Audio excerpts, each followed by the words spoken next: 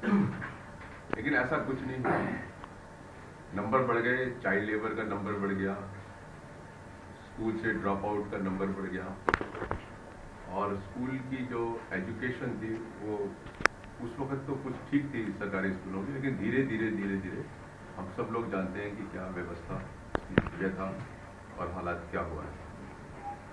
उसके बाद 2002 में कॉन्स्टिट्यूशन में अमेंडमेंट किया गया, क्योंकि वो डायरेक्टिव प्रिंसिपल्स में था। और उससे पहले 1993 में सुप्रीम कोर्ट ने एक फैसले में कहा कि जो आर्टिकल 45 में 10 इयर्स के अंदर सारे बच्चों को स्कूलों में आना था, सुप्रीम कोर्ट ने कहा कि यही एक सारे कॉन्स्टिट्यूशन में एक यही प्रोविजन है जिसमें टाइम की सीमा दी हुई है। इसका मतलब था कि आपके पास कोई ऑप्शन नहीं था, सारे बच्चों को आना चाहिए था, लेकिन आए नहीं है। इसलिए हम इसको जो है 42 साल हो गए, उस वक्त जब 93 में जजमेंट दिया 42 साल हो गए थे, तो सुप्रीम कोर्ट ने कहा कि हम इसको जो है फंडामेंटल राइट बनाते हैं, डिक्लेरेशन देते हैं कि ये फंडामेंटल राइट है। और उन्होंने आर्टिकल 21 जो राइट टू लाइफ है उसको भी इंटरप्रेट किया कि राइट टू लाइफ का मतलब ये है कि डिग्निफाइड लाइफ। तो अगर कोई बच्चा पढ़ता ही नहीं है, कोई व्यक्ति पढ़ता ही नहीं है, तो वो एनिमल टाइप होगा और डिग्निफाइड लाइफ नहीं होगा, तो आर्टिकल 21 वायलेट होता है। तो आर्टिकल 21 आर्टिकल 45 को लेकर उन्होंने कहा, डिक्लेरेशन दिया कि 14 साल तक के बच्चे, वैसे तो उन्होंने ये डिक्लेरेशन दिया कि राइट टू एजुकेशन जो है ना वो फंडामेंटल राइट है एट ऑल लेवल्स, लेकिन उन्होंने कहा कि 14 साल तक के बच्चों के लिए जो है वो सरकार कोई भी डिफेंस नहीं ले सकती, उनको 14 साल के बच्चों को फ्री एजुकेशन देनी होगी। जहां तक 14 साल से ऊपर के बच्चे हैं वो सब्जेक्ट टू उनकी इकोनॉमिक कैपेसिटी होगी। जजमेंट हो गया 1993 में, और उसका बहुत ज्यादा इस्तेमाल नहीं हुआ। मुझे लगता है शायद अगर हिंदुस्तान में सबसे ज्यादा इस्तेमाल उस जजमेंट का किया है तो वो मैंने किया, जब हमारे संविधान में भी नहीं था, मतलब फंडामेंटल राइट नहीं था, राइट टू एजुकेशन एक्ट नहीं था।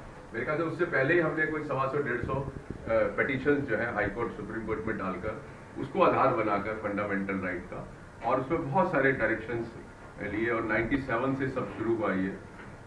उसके बाद 2002 में कॉन्स्टिट्यूशन में अमेंडमेंट किया गया, आर्टिकल 21A लाया गया, जिसमें लिखा कि state shall provide free and compulsory education to all children in the age group 6 to 14 in the manner as may be prescribed by law।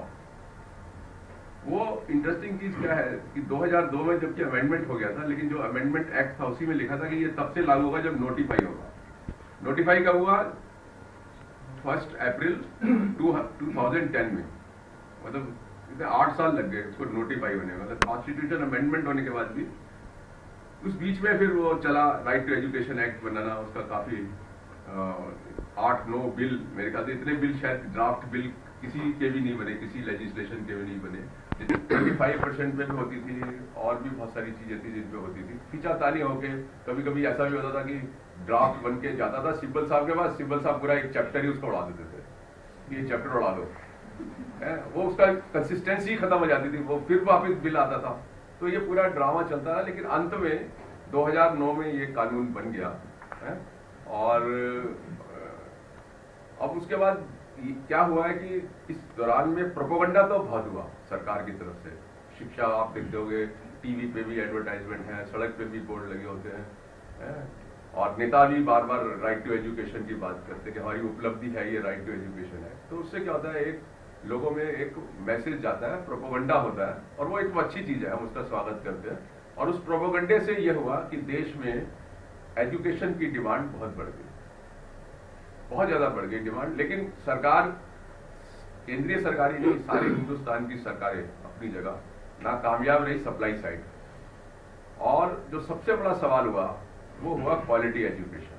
मतलब बच्चे तो चलो आ गए, 50 बच्चों की जगह है, आप 100 बैठा लिए आपने, लेकिन क्वालिटी एजुकेशन तो है ही नहीं।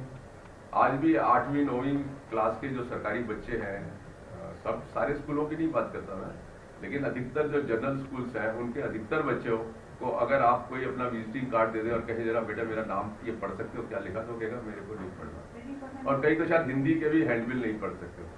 तो ये जो क्वालिटी एजुकेशन है इतनी बड़ी, आज दिल्ली के अंदर अगर हम लेते हैं तो लगभग 35 लाख बच्चे हमारे आज भी सरकारी स्कूलों के ढांचे में हैं। और वो 35 लाख या 30 लाख भी ले लो, उसको 25 लाख भी ले लो, एक इतनी बड़ी फोर्स और सबसे बड़ा बजट दिल्ली के अंदर अगर है तो वो एजुकेशन के ऊपर है, और उसका नेट रिजल्ट क्या है।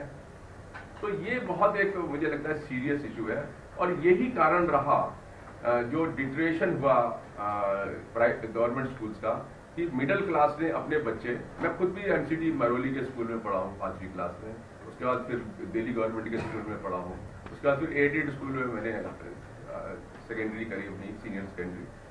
तो और मेरी उम्र के लगभग जितने भी लोग होंगे उस एज ग्रुप के, सब लोगों ने कहीं ना कहीं सरकारी स्कूलों से भी करी, और उसमें उस वक्त उसकी पढ़ाई का क्वालिटी भी काफी अच्छा था, क्योंकि सारे लोग उसी में जाते थे, प्राइवेट स्कूल बहुत कम थे, और जो राइट टू एजुकेशन, एक फ्री एजुकेशन मिलता है, एक पैसे लगते हैं। तो धीरे धीरे जो विड्रॉ किया पेरेंट्स ने, मैं पेरेंट्स को ब्लेम नहीं करते, क्योंकि मैं ये मान के चलता हूँ कि पेरेंट चाहे गरीब है चाहे अमीर है, चाहे पढ़ा लिखा है चाहे अनपढ़ है, वो ये अच्छी तरीके से जानता समझ रखता है ये कि मेरे बच्चे को अच्छी जगह अच्छी एजुकेशन कहाँ मिल सकती है। तो इसलिए वो अगर ये फैसला लेता है कि मुझे गवर्नमेंट स्कूल से अपने बच्चे को निकालना है और किसी प्राइवेट स्कूल में डालना है, तो उसका फैसला बिल्कुल जायज है, और बहुत एक तरीके से जो जनरल परसेप्शन है वो भी बड़ा, उसमें भी जान है बात के अंदर। तो ऐसी स्थिति में क्या हुआ, धीरे धीरे जो है मिडिल क्लास ने अपना बच्चा विड्रॉ कर लिया, और स्थिति यहाँ तक पहुंच गई, क्योंकि जो टीचर्स हैं हमारे स्कूल के, जब मैनेज करने वाले जो लोग हैं, उन लोगों ने भी अपने बच्चों को उससे निकाल लिया। तो हुआ क्या कि पूरे ढांचे में जो लोग सरकारी स्कूलों को चलाते थे, उनके अपने बच्चे तो जाते नहीं, तो उनका कोई इंटरेस्ट ही नहीं था उसके अंदर। और धीरे धीरे आज क्या हो गया, जबकि स्टिल आज भी गवर्नमेंट स्कूल्स के अंदर जो नंबर रोडन लोग हैं, वीकर सेक्शंस लोग हैं, उनकी संख्या तो कोई कम नहीं है ना, बड़ी है, नंबर वगैरह देखते हैं तो आज भी उनके लिए सिर्फ होप और होप गवर्नमेंट स्कूल है। आज भी वो प्राइवेट स्कूल जो है वो सोच नहीं सकते वो है। तो ऐसी स्थिति में मैं समझता हूँ कि हम बगैर गवर्नमेंट स्कूलों को ठीक करें, सिर्फ प्राइवेट स्कूल के ऊपर स्ट्रेस करना मुझे लगता है कि जायज नहीं होगा। मतलब उस पर तो लड़ाई करनी है, लेकिन जो बहुत इंपॉर्टेंट चीज है, हम वो चाहते हैं, मतलब हमारी इच्छा ये है कि हम ऐसी स्थिति क्रिएट करें कि एक ऐसी स्टेज आ जाए कि 50 मतलब जो पेरेंट्स अपने प्राइवेट स्कूलों में भेजते हैं ना, वो अपने वहां से विड्रॉ करके सरकारी स्कूल में भेजें। अच्छा, इंटरेस्टिंग चीज ये है, डेलीमा जो है, डेलीमा एक बड़ा इंटरेस्टिंग है गवर्नमेंट सिस्टम के अंदर, कि स्कूल है ऑर्डिनरी, उसके साथ प्रतिभा एमसीडी बना दिया है। दिल्ली गवर्नमेंट का ऑर्डिनरी स्कूल है, उसके साथ सर्वोदय बना दिया है, सर्वोदय के साथ राजकीय प्रतिभा बना दिया है? और उनमें वो अलग अलग सेक्शंस के लोगों को वो एड्रेस करते हैं, और मेजोरिटी लोगों को वो लेफ्ट आउट। अब राजकीय प्रतिभा की अगर आप देखें, 17-18 स्कूल है, बड़े अच्छे क्वालिटी स्कूल है दिल्ली के, तो उसके अंदर क्या है, जो वो सारे टीचर वही है सरकार के, सरकारी स्कूल के ही है। जो बेस्ट टीचर है वो ले लो, जो बेस्ट स्टूडेंट है वो ले लो, तो बाकी जो अलग है वो सब बेकार। तो ये जो जिस तरीके से भेदभाव, मतलब डिजाइन तरीके से, सरकारी डिजाइन तरीके से जो हुआ है, उसने अलग कर दिया। मैंने ऐसे भी केस देखे हैं, बहुत कमजोर वर्ग का व्यक्ति, क्योंकि वो समझता है कि मेरा बच्चा केंद्रीय विद्यालय सबसे अच्छा हो सकता है, वो 5 MP की चिट्ठी लेता है, 2 मिनिस्टर की लेता है, 5 MLA और फिर भागता है केंद्रीय विद्यालय के लिए। वो तो एडमिशन प्रोसीजर ऐसा है कि उसका नंबर ही नहीं आता, फिर वो धीरे धीरे सरक के लैंड अप हो जाता है एमसीडी स्कूल।